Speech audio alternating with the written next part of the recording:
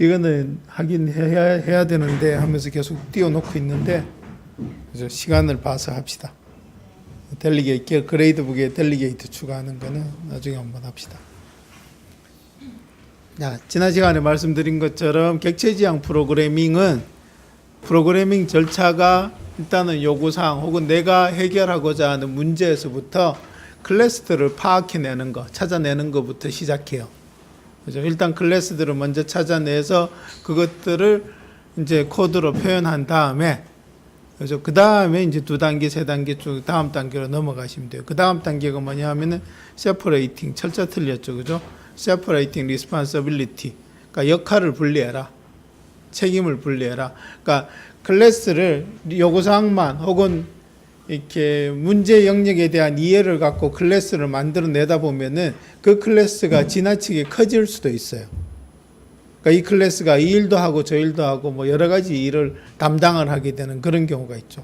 그런 경우에는 그 클래스를 한 개의 일만 담당하게, 싱글 리스폰서빌리티만 담당하게 가능하면은 그렇게 분해해라라는 그런 의미예요. 클래스를 쪼개라. 그 다음에 그렇게 해서 이제 클래스들을 논리적으로 어느 정도 분할을 다 했으면은 그 다음에는 해보셔야 될 게 클래스 간의 관계를 따져보셔야 돼요. 그래서 관계는 지난 시간에 말씀드린 것처럼 이제 종속 관계, 그러니까 상속 관계, 그죠? A가 B를 상속한다. A is a라는 관계. 그 다음에 A가 B를 하나의 부품으로 가진다. 그러니까 A has a라는 관계. 그 다음에 A가 B를 사용한다. A use라는 관계. 그죠? 뭐 이런 세 가지 종류의 관계를 이제 관계는 세 가지예요. 그 세 가지예요. 클래스와 클래스 간의 관계는 그 세 가지니까 이것들 이 클래스하고 이 클래스 사이에 어떤 관계가 존재하고 혹시 그게 표현되지 않았으면은 그걸 표현하고 아주 하는 과정을 여기 establishing relationship, leveraging reuse, 그러니까 재사용성을 이제 강화해라, 활용할 수 있게 강화해라, 뭐 이런 뜻이에요. 그래서 이렇게 해서 나온 코드에서 이제 재사용이 필요한 부분들, 혹은 다른 부분에 영향을 줄 수 있는 그런 부분들을 이제 레버리징, 그러니까 레버리징이 뭐죠?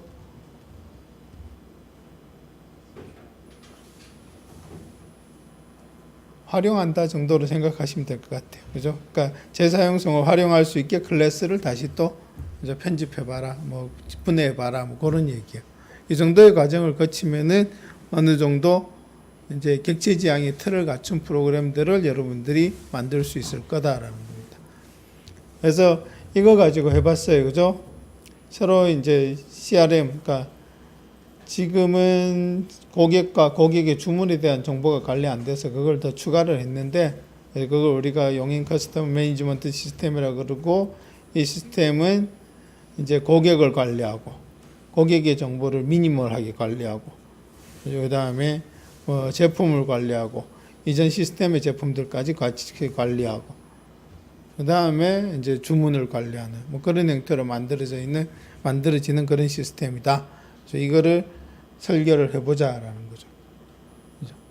리콰이어먼트가 있고, 혹은 이 리콰이어먼트는 뭐 회의를 통해서 회의록일 수도 있고, 그죠? 혹은 뭐 RFP 같은 거, 이렇게 업체에서 제공하는 RFP 그러면 Request for Proposal 뭐 이런 뜻이에요. 그러니까 우리가 이런 걸 하고 싶은데, 이런 것들을 하고 싶은데 니들이 한번 어떻게 할 거다라는 걸 제안해봐. 제안 요청서를 RFP 뭐 이렇게 얘기하죠. 그런 RFP, 그 다음에 뭐 이렇게 스스로 이해하고 있는 그 업무 영역에 대한 이해, 뭐 이런 것들을 기술한 게 다 requirement들이에요. 그래서 요구사항들이죠. 그 요구사항들에서 일단 뭘 찾냐 하면은 명사들을 먼저 찾죠. Start with the nouns에서 일단 명사들에서부터 시작하면 돼요. 명사가 무조건 클래스가 되는 건 아니에요. 이 명사들 중에서 클래스가 되는 애도 있고, 혹은 어떤 어트리뷰트, 프로퍼티가 되는 애도 있고, 아니면 아예 필요 없는 것들도 있어요.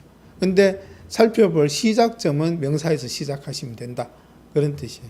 그래서 이 앞에 리콰이어먼트들을 쭉 찾아보면은 이제 manage business residential, 그러니까 manage business residential government and educate types of customers 해가지고 이제 이런 종류의 고객들을 우리가 관리해야 된다. 그래서 customer라는 명사를 하나 뽑을 수 있어요.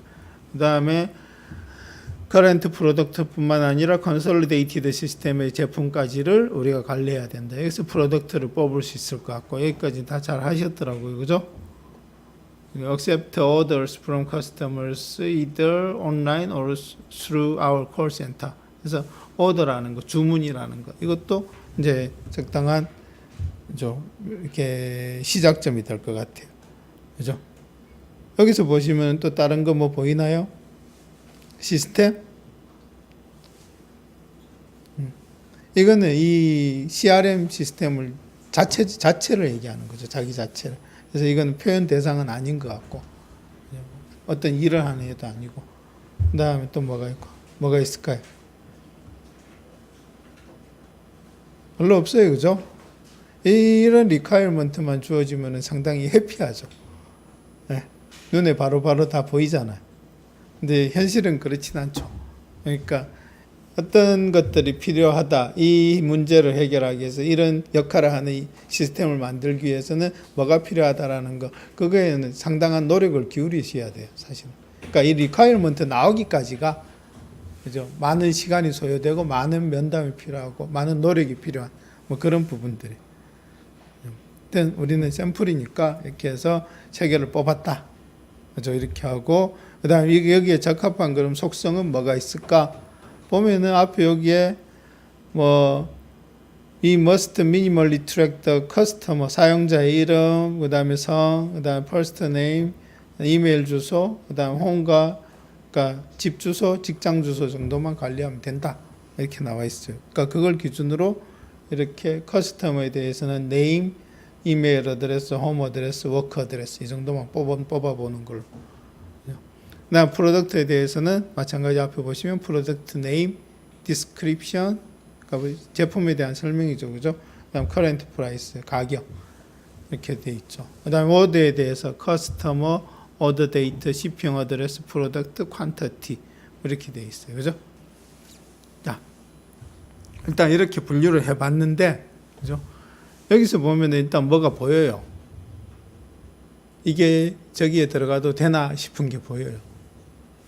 업무가 이제 어느 정도 그러니까 프로세스가 어느 정도 이해가 된 상태다. 그러면 이걸 보면 오더를 보면 오더에 뭐 이상한 점이 보이지 않아요?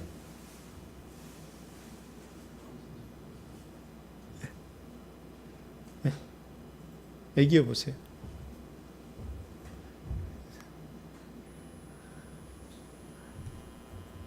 여러분들은 옥션이나 뭐 이런 데 주문하실 때 한 번에 하나만 주문하세요? 저는 이렇게 몰아서 사는 습관이 있어요. 장바구니에 며칠 넣어놨다가 마누라 허락받고 그 다음에 이제 사야 되는 그런 이렇게 프로세스가 있어요. 결제 프로세스가 있어요. 마누라 쫙 보고 이거 빼 하면은 빼고 그렇게 해서 사야 돼요. 그러니까 한 번의 주문이 하나의 프로덕트랑 매핑이 되진 않아요. 그러니까 오더가 프로덕트 하나를 갖고 있진 않아요. 그죠? 그러니까 하나의 오더는 여러 개의 주문 제품들을 갖고 있는 거죠. 그죠? 근데 주문 제품은 또 그 주문 제품 나름대로 이렇게 수량을 또 갖고 있어야 돼요. 그래서 이 오더 같은 경우에는 이런 식으로 이렇게 분리를 하는 게 더 맞을 겁니다. 오더와 오더 아이템으로. 그러니까 주문과 주문 제품으로 이렇게 분리해 주는 게 더 맞을 거예요. 그러니까 이렇게 만들어 놓고 이제 각각의 속성들이 과연 적합한가 다시 한번 판단해 보는 거죠. 판단해 봤더니 프로덕트는 오더랑 1대1로 그러니까 오더의 속성이라고 보긴 좀 힘들어. 여기에 있는 주문 제품이. 그죠? 왜 여러 개의 값을 가지면 일단 속성이라고 보긴 좀 힘들어요. 그러니까 오더 하나의 프로덕트 여러 개가 될 수 있으니까 그런 것들은 빼버리는 게 맞아요. 이렇게.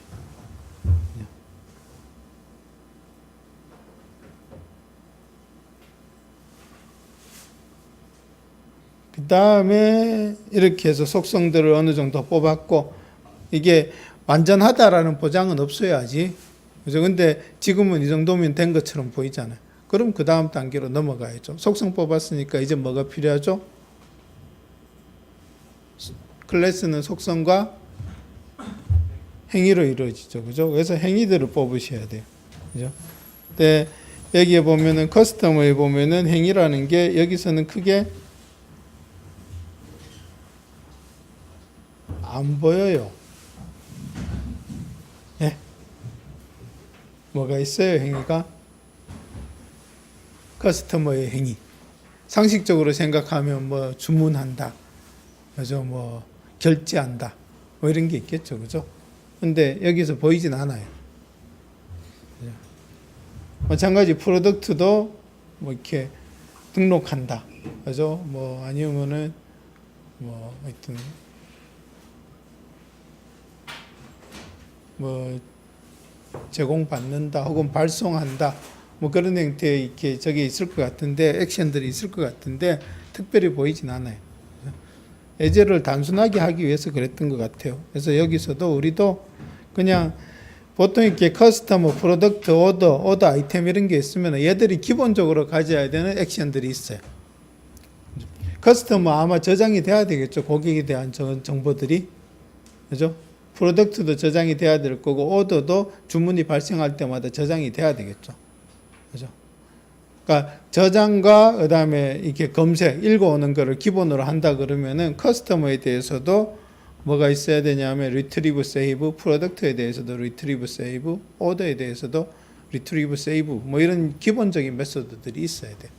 그럼 그 기본적인 메소드들을 넣어 나온 거고 validate는 저거 넣기 전에 그러니까 커스터머에 대한 저장 리퀘스트가 왔어요. 그럼 그걸 집어넣기 전에 이 커스터머에 대한 정보가 올바른가, 이메일 주소의 형식은 맞는지, 홈 어드레스가 뭐 예를 들어서 꼭 필요한데 비어 있지는 않은지, 혹은 뭐 주소 형식이 이상하지는 않은지, 뭐 그런 것들을 체크하는 과정. 체크하고 세이브하고, 그다음에 끄집어와서 보내주고 하는 이런 규정도 이런 기본적인 메소드들은 DB에 저장되는 클래스들이라면은 다 존재하고 갖고 있을 거다 이렇게 생각하시면 돼요. 그래서 이런 것들을 집어넣어서 어느 정도 틀은 완성이 됐어요. 그죠? 자, 여기서 바로 코딩 들어가지 말고 하나 더 보세요. 지금 우리는 한 시점에서 커스터머와 프로덕트 오더 아이템을 뽑아낸 거죠. 근데 이것들이 이 시스템이 한순간만 사용되고 마는 게 아니잖아요. 계속 몇 년을 지속해서 사용을 할 거잖아. 그럼 그 몇 년 동안 뭐 고객의 주소가 바뀌는 건 어떻게 처리하지?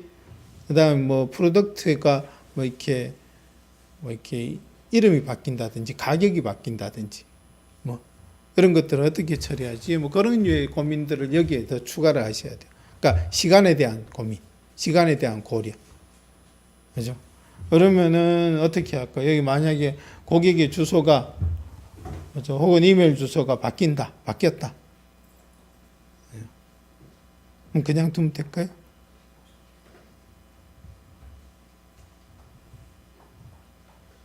어떻게 할까?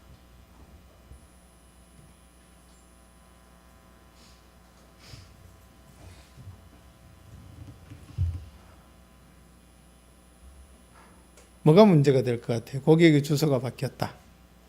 오늘 내가 주문을 했어요. 그래서 근데 내일 이사를 가. 그래서 이렇게 이사 가서 주소를 바꿨는데 배송지에서 아직 출발을 안 해가지고 그 업체에서 그때 배송 목록을 뽑았는데 그때는 내가 바꾼 주소로 돼 있어요. 아니다, 안 좋은 애다. 좋지 않은 애예요.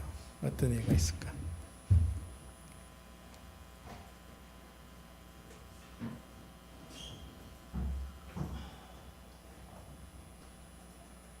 보통은 주문을 할 때, 그죠? 주문을 할 때 주문서에서 배송 주소를 따로 지정을 하죠. 이거랑 상관없이. 그죠? 그러면 홈 어드레스, 워크 어드레스가 바뀌었다. 그러면 일단은 목적을 따져야죠. 이 시스템의 목적을. 내가 고객의 과거 주소를 알 필요가 있나? 이 시스템이? 알아야 된다 그러면 주소를 별도의 클래스로 뽑아낼 수도 있어요. 혹은 주소의 이력을 뽑아낼 수도 있어요.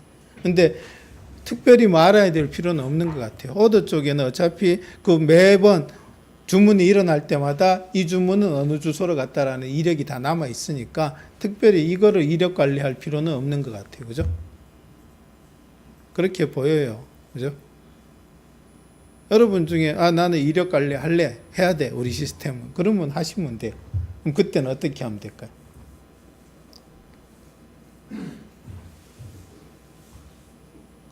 나중에 결국 다른 이유 때문에 나오긴 하는데 어드레스 객체를 하나 더 만드는 이력 관리할 놈은 별도의 클래스로 뽑아내시면 돼요. 네. 그러면 그것들이 뭐 예를 들어서 시간하고 타임하고 이렇게 매핑이 된다든지 아니면은 이렇게 주소 변경 이벤트하고 매핑이 된다든지 해서 언제까지는 이 주소, 언제까지는 이 주소 이렇게 이력 관리를 할 수 있어요. 그러니까 커스터머의 주소 변경은 뭐 내가 지금 당장은 이 사람이 과거의 주소가 뭐였는지 관심이 없어요. 별 생각이 없어요. 그러면은 그건 그냥 무시하셔도 돼요. 그죠? 그다음 프로덕트 쪽에 바뀔 만한 게 뭐 이름 바뀌는 경우는 잘 없겠죠. 그죠? 가격은 조금씩 오르죠, 매년. 그럼 가격이 바뀌었다. 그럼 이게 다른 놈들한테 어떻게 영향을 미칠까? 이 가격을 내가 관리할 필요가 있을까?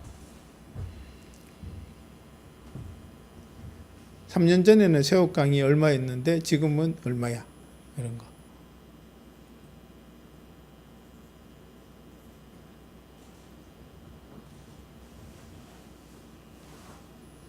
안 해도 되겠죠. 그죠? 안 해도 되겠죠. 그죠? 근데 그냥 안 해버리면은 무슨 문제가 생길 수 있냐 하면은 예를 들어서 내가 오늘 이렇게 키보드를 봤더니 이게 45,000원이야. 그래서 주문을 했어요. 주문을 하고 이제 기다리고 주문을 했는데 다음 날 들어와서 아직 배송이 안 돼가지고 배송 시작이 안 돼서 다음 날 들어와서 죄송합니다. 저렇게 갑시다. 키보드가 45,000원에서 장바구니에 넣어놨어요. 싸다, 좋다 이러면서. 그래서 이제 마누라한테 결제 받으려고 다음 날 다시 장바구니로 가봤는데 이놈이 59,000원으로 바뀌어 있어요. 하루 사이에 이제 그 담당자가 가격을 45,000원에서 59,000원으로 바꾼 거죠. 그죠?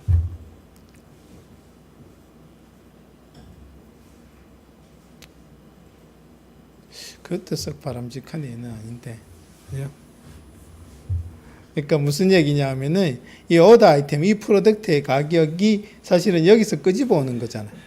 여기 키보드가 있다. 그럼 이 키보드의 가격은 여기 현재 거를 읽어오는 거죠.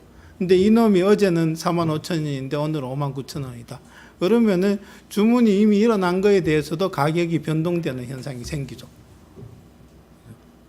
그러니까 주문 이력, 그러니까 주문 내역, 주문 이력 뭐 이런 거 볼 수 있죠. 그죠? 내 쇼핑 목록 뭐 이런 것들.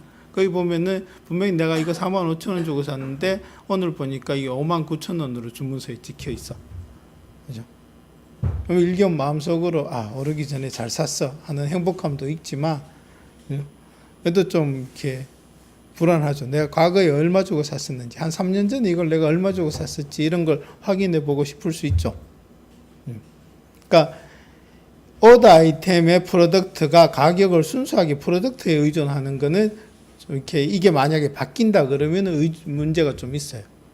그러니까 값이 계속 변한다 그러면은 문제가 좀 있어요. 그죠? 그럼 이거 어떻게 해결할 수 있을까요? 이게 이 프로덕트가 키보드가 3년 전에는 얼마였고 5년 전에 얼마였다. 그걸 기록을 하려면 마찬가지 프라이스 자체를 한 개의 클래스로 떼내도 돼요. 그죠? 근데 프라이스를 한 개의 클래스로 떼내서 생각해 보면은 이제 프라이스에 대한 이력 관리를 위해서 뭐가 또 여러 가지 이렇게 속성도 필요하고 시간이라는 속성이라든지 그죠? 혹은 뭐 프라이스니까 당연히 프로덕트 아이디 같은 속성이 또 따라 붙어야 될 것 같고 왠지 일이 복잡해질 것 같아요. 좀 더 간단한 방법은 없을까요?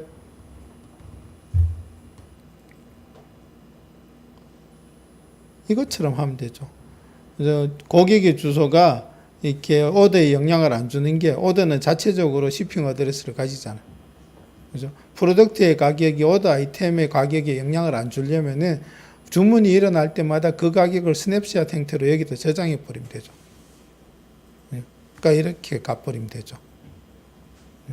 그러니까 주문이 일어날 때 그 현재 가격을 오더 아이템의 필드로 그냥 집어넣어 버리는 거예요. 그럼 이 오더 아이템은 계속 쌓이는 거잖아요. 사라지지 않잖아요. 3년 전에 내 주문한 내역도 내가 지금 볼 수 있잖아요. 그죠? 근데 3년 전에 주문한 내역을 보는데 이 프로덕트에 대한 가격을 현재 걸 참조를 하면은 문제의 소지가 있지만 이 프로덕트에 대한 가격을 내가 미리 같이 갖고 있으면은 이 주문 당시에는 얼마였어라는 걸 갖고 있으면은 별 문제 없죠. 그죠? 그러니까 이렇게 필드 하나를 속성 하나를 더 추가함으로써 간단하게 해결할 수도 있어요. 이게 훨씬 간단한 해결책이죠. 그죠?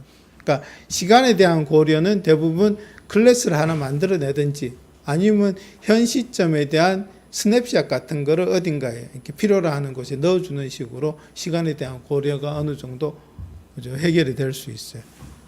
이렇게 시간에 대한 고려를 해주시면 되고, 이 과정에서 우리가 한 거를 잠깐 살펴보면은 우리는 이렇게 추상화라는 걸 했어요. 그러니까 커스터머를 관리하는데 예를 들어서 커스터머 중에서 홍길동이가 있다. 홍길동이라는 사람이 있다. 이 친구는 카카오 개발팀 주임이고 기원이고 자녀가 2명 있고 강아지도 1마리 키우고 이게 이메일 주소고 이게 집 주소고 이게 직장 주소예요. 홍길동의 속성은 이게 다 속성이죠. 이거 말고도 많죠. 몸무게, 키, 그다음 뭐 혈액형, 그다음에 어느 고등학교 나왔다 많죠, 그죠? 그게 다 속성이긴 한데 그 중에서 우리가 필요로 하는 건 뭐예요? 이 시스템에서는 이 모든 속성을 다 필요로 하진 않고 뭐 연락처 정도, 이메일, 그다음 집 주소, 직장 주소만 가지면 된다 이렇게 돼 있잖아. 그래서 이 중에서 이메일, 집 주소, 직장 주소 이 정도만 뽑아서 홍길동이로 표현하는 거예요. 그러니까 홍길동이 원래 홍길동이를 간략화해서 추상화해서 표현하는 거죠. 그죠? 그러니까 그 과정을 업스트랙션 이렇게 얘기를 하는 거죠. 그러니까 추상화는 실세계를 단순화시키고 불필요한 상세 정보는 제거 또는 무시하고 이렇게 프로그램 혹은 시스템의 목적에 중요한 정보가 무엇인지를 찾아내는 단계. 어디까지 표현할 거냐? 그거를 고민하는 단계가 이제 어브스트랙션이다. 만약에 내가 지금 만들고 있는 시스템이 마케팅 시스템이다. 판촉 시스템이다. 그럼 이 사람한테는 그 시스템에는 이런 정보가 필요할 수 있어요. 기혼이다. 자녀가 2명 있다. 강아지가 있다. 그럼 애완용품도 이렇게 이런 좋은 애완용품이 나왔어요라고 안내를 할 수도 있고, 그죠? 이런 뭐 교육 프로그램이 나왔어요라고 마케팅을 할 수도 있고, 그때는 이런 게 필요해지는 거죠. 그러니까 목적이 뭐냐, 이 시스템의 목적이 뭐냐에 따라서 이렇게 이 전체의 속성 중에서 필요한 것들이 결정이 될 수 있는 거죠. 그러니까 뭐가 필요한지, 그 다음에 그 일을 하기 위한 최소한의 속성으로만 그래서 정보를 혹은 객체를 표현하는 게 그게 어브스트랙션이다. 이렇게 생각하시면 될 것 같아요.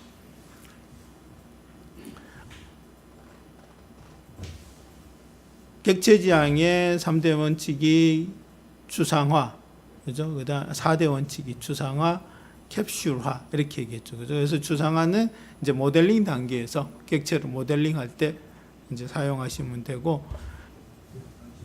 캡슐화는 그러니까 클래스의 구조가 이런 식이다라는 겁니다. 그러니까 네임, 이메일, 어드레스 혹은 그 다음에 이런 리트리브나 세이브를 구현하는 자세한 코드 부분 이런 것들은 클래스 내부에 감춰져 있어요. 감춰져 있고 이제 다른 외부에서 예를 들어서 사용자 인터페이스가 뭐 사용자에 대한 정보를 갖고 온다. 그래서 그러면은 이런 공개된 메소드 혹은 공개된 프로퍼티를 통해서만 여기에 접근할 수 있다는 거죠. 그러니까 이런 식이면 이렇게 customer.name 그러면 이게 네임이 C샵에서는 어트리뷰트가 아니죠. 필드가 아니죠. 그죠? 여기에 정의되어 있는 프로퍼티, getter, setter를 통해서 여기에 네임에 접근을 하는 거죠. 그러니까 퍼블릭으로 만들어져 있는 getter를 통해서 내가 정상적인 접근인지 확인을 받고 정상적인 접근이면 이 값을 꺼내준다. 뭐 이런 식으로 처리가 되는 거죠.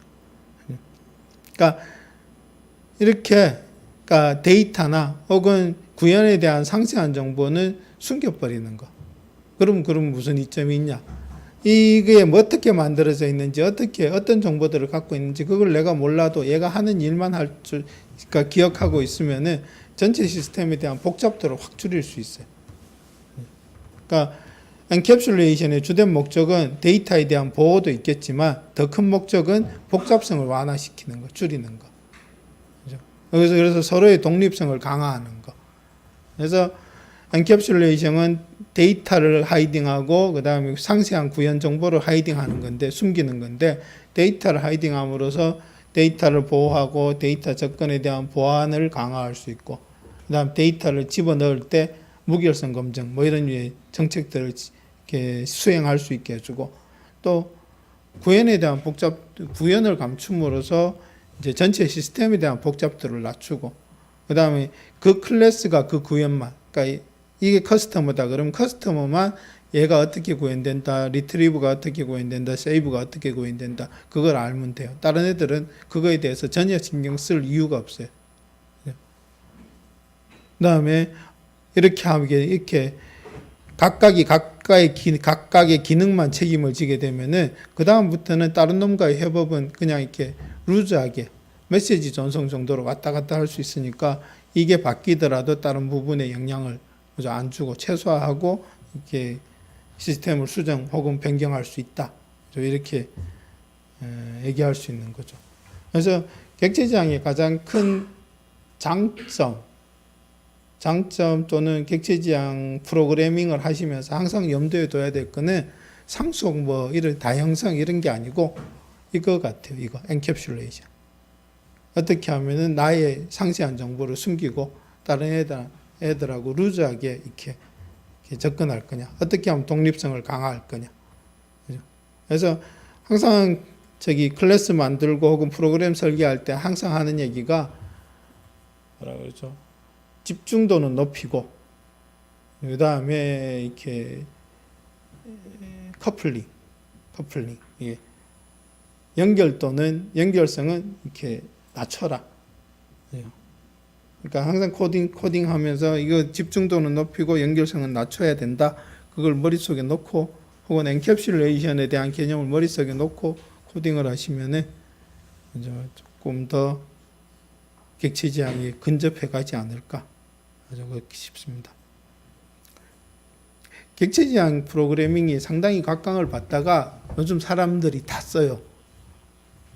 그죠? 학생들도 한 4학년, 3, 4학년 되면은 이제 웬만큼 써요.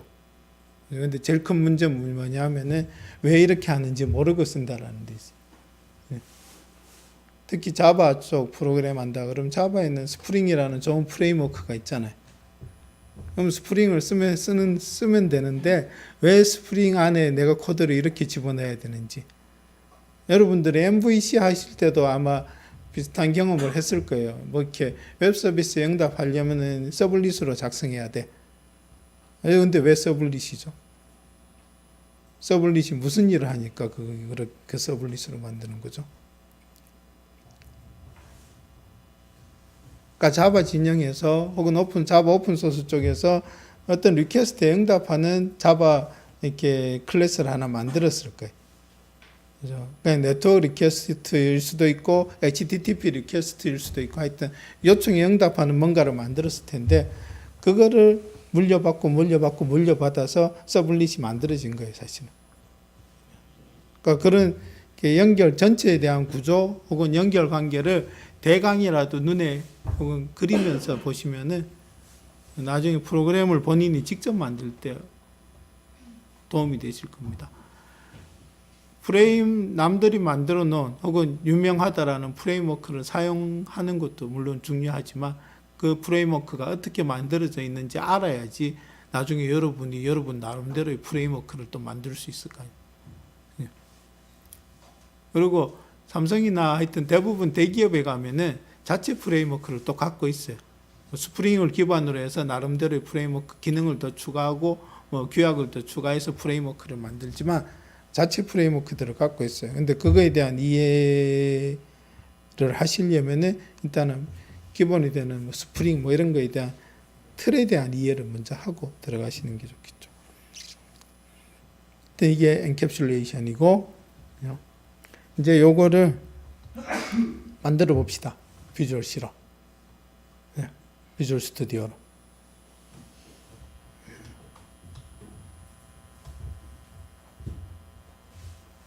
일단은 만들긴 만들 텐데 얘가 지금은 이것만 갖고 마땅히 할 일이 없어요. 네? 이 부분은 이렇게 비즈니스, 그러니까 이 리콰이어먼트의 핵심이 되는 이 부분은 주로 어떤 부분에 해당이 되냐 하면은 비즈니스 로직 쪽, 업무 영역 쪽에 해당이 돼요. 근데 업무 영역에 특별한 뭐 리콰이어먼트도 없었고 특별히 할 일이 없어요. 그래서 대부분의 프로그램들은 이런 식으로, 그러니까 각자 나름대로의 구조를, 그러니까 어플리케이션은 각자 나름대로의 구조를 가져야 되고, 그 다음에 오늘 최근에 주로 사용되는 한 10년 전부터 주로 사용되는 이렇게 구조는 레이어드 아키텍처, 뭐 이런 형태예요. 그래서 이런 레이어드 아키텍처라는 게 이런 식이에요. 그러니까 어플리케이션을 UI 레이어, 비즈니스 레이어, 그 다음 데이터 액세스 레이어 이 정도로 구분해서 만들자, 설계하자라는 거. 그래서 UI 레이어에서는 폼이나 페이지 혹은 요즘 웹 이런 거 가지고 사용자 UI를 컨트롤하고 또 그 UI에 사용되는 여러 가지 요소들이 있잖아요.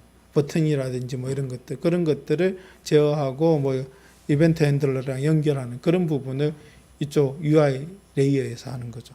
다음 비즈니스 로직이 사실 이 업무의 핵심 되는 주문을 처리한다든지 저장한다든지 고객을 등록한다든지 뭐 이런 류의 정보, 이렇게 업무들이 비즈니스 로직 쪽에 해당이 되고, 그다음에 이 비즈니스 로직을 처리하기 위한 백엔드가 이제 여기서 일어나는 발생되는 각가지 데이터들, 정보들을 어딘가에 저장을 해야 되잖아요. 그래서 그 저장을 위한 레이어가 데이터 액세스 레이어 이렇게 되는 거죠. 얘들이 공통적으로 사용되는 어떤 코먼 코드가 있다.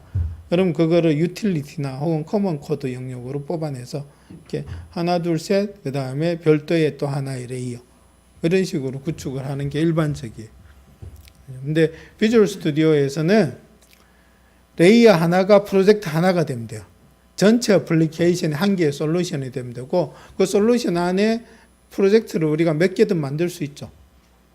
그러니까 이걸 만든다, 이런 틀로 만든다 그러면은 솔루션을 하나 만드는데 그 안에 UI 프로젝트, 비즈니스 로직 프로젝트, 데이터 액세스 프로젝트, 커먼 프로젝트 4개의 프로젝트가 있으면 되는 거예요. 그래서 이것들이 최종적으로는 이렇게 만들어질 겁니다. UI 쪽이 실제로 구동되는 부분이니까 이 UI 쪽은 EXE 실행 파일로 만들어지고 솔루션 하나의 실행 프로젝트는 한 개밖에 없어요. 하나만 존재해요. 그죠? 그럼 나머지는 다 뭐냐? DLL이라는 라이브러리 형태로 만들어져야 되는 거죠. 이 라이브러리를 누가 갖다 쓴다? 얘가 UI가 다 갖다 컨트롤하고 갖다 쓰는 거죠. 그죠? 그러니까 UI를 제공하고 그다음 거기서 뭐 이렇게 뭐 사용자가 뭘 입력하고 서브밋을 누르면 혹은 저장을 누르면 그걸 얘가 받아서 그거에 대한 적절한 비즈니스 처리를 하고 그 결과를 DB한테 넘기고 그 다음에 처리된 결과를 다시 UI로 전달해주고 그죠? 그러니까 얘나 얘들은 얘나 혹은 다른 계층이 호출할 때만 구동되는 거지 스스로 알아서 일을 하진 않아요. 그래서 이런 틀을 기억을 하고 계시면 괜찮을 거예요. 그러니까 내가 시스템을 하나 만든다. 그러면 UI 쪽이 EX 실행 모듈이고 나머지 기능들은 다 별도의 프로젝트인데 이건 다 DLL을 만들어내는 거다. 라이브러리를 만들어내는 거다. 이렇게 생각하시면 돼요. DLL이 뭐죠? 뭐의 약자인 것 같아요? EXE는 아시죠? DLL은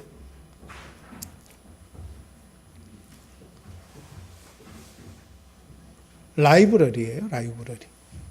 네. 라이브러리 뭐죠?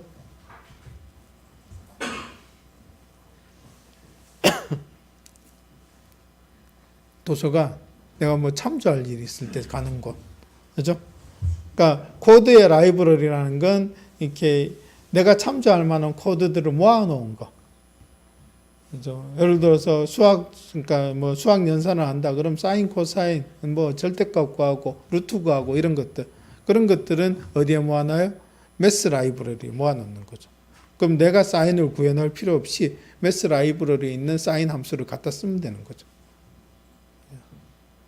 그런 식으로 사용되는 게 라이브러리. 그러니까 모든 프린트F도 내가 만들지 않잖아요.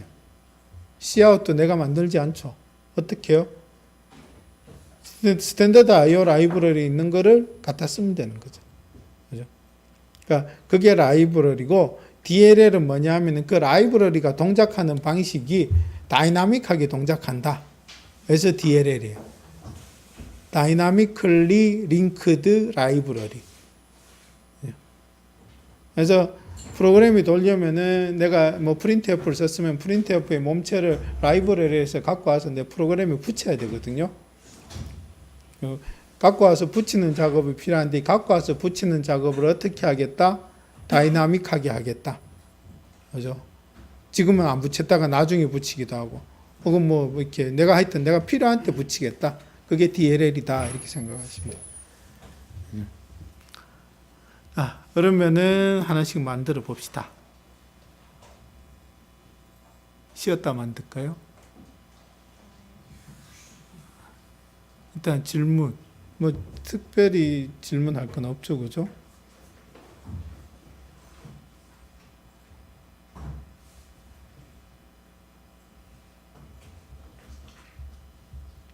질문 있으면 하시고.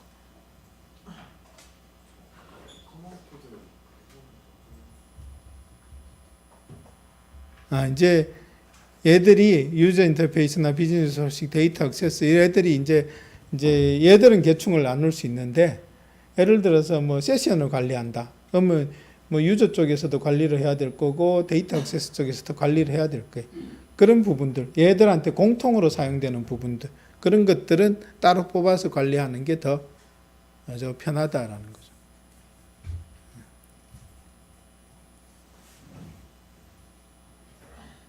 또 뭐 기타 유틸리티 같은 것들, 뭐 그런 것들, 어디서나 사용될 것 같은 유틸리티 이런 것들은 코먼 코드로 별도로 관리하는 게 그죠? 그럼 다른 프로젝트에서 갖다 쓸 수도 있고 더 편하다라는 그런 얘기예요. 그래서 오늘 요거를 하고 그죠? 다음 주에 이거를 하고 그죠? 다음 주에 요것도 같이 해서 윈폼으로 간단하게 하나 인터페이스 하나 만들어서 그 다음에 왔다 갔다 하는 거 해보고 그죠? 그러면은 그 다음에 이제 UI를 구현하는 게 윈폼도 있고 WPF도 있고 UWP도 있고 뭐 그런 거예요. 유니티도 UI 중에 하나인 거고 C샵이 채택할 수 있는 .NET이 채택할 수 있는 UI 중에 하나인 거고.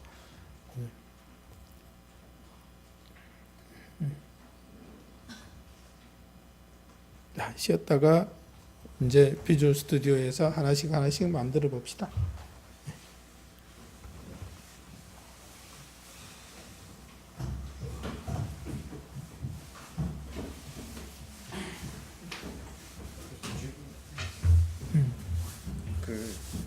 저희 메이즈 할 때 그 교수님이 클래스를 역할 단위로 나누라 하셨잖아요. 근데 제가 해봤는데 제가 클래스를 나눈 메이즈를 기준으로 할 때 클래스를 나눈 게 그 메이즈로 사용자로부터 메이즈를 입력받는 클래스랑 그다음에 메이즈를 저장하는 클래스가 따로 나눠. 근데 그렇게까지 나눠요. 메이즈가 자체적으로 클래스가 되지 않냐? 네. 그 안에서 그러면 입력도 받고 거기서 저장을 하는 게 좀 역할로 나눠가니까 뭔가 또 그렇게 하면은 클래스와 클래스 간의 관계 연관성이 너무 커져가지고 그냥 C++ 할 때는 한 번에 메이즈랑 클래스 안에서 받기도 하고 그 다음에 그 안에서 저장도 해주고 그랬는데 메이즈 자체를 메이즈 안에 사실은 뭐 크리에이트, 솔브 뭐 이런 게 있어도 되긴 하고, 그렇지. 아니면은 솔브나 크리에이터를 따로 둬도 되고 별도의 객체로 둬도 되고. 별도의 객체. 솔브는 해결하는 거, 그러니까 메이즈에서 경로 찾는 놈이고 크리에이터는 메이즈를 참 만들어내는 거. 근데 걔들을 별도로 만들어도 될 것 같은데. 근데 뭔가